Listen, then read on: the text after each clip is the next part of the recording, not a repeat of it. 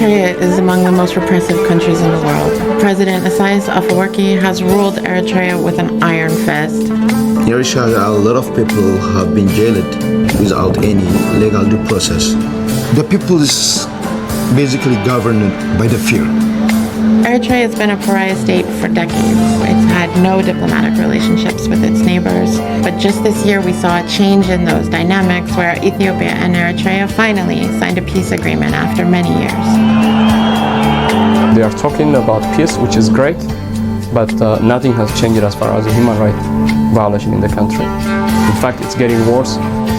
The political prisoners remain in jail, there is still no free media, and the parliament still does not exist.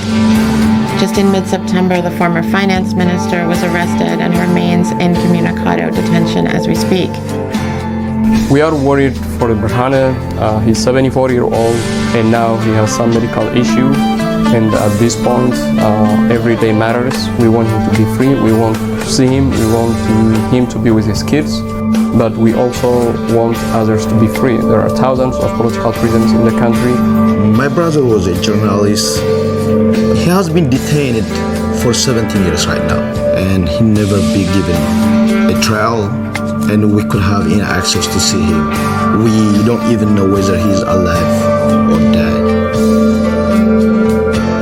The government routinely violates religious rights.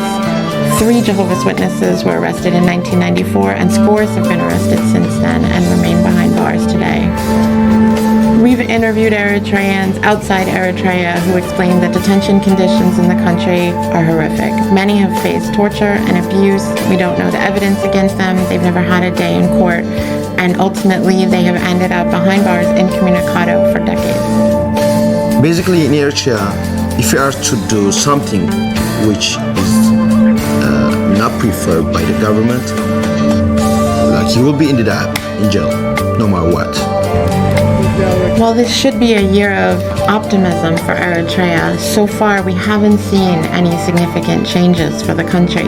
For countries who want to do business in Eritrea, they should be concerned about the use of forced national labor, and they should be calling on the government to release political prisoners. Free expression, free assembly, and free association rights should be part of doing business in Eritrea.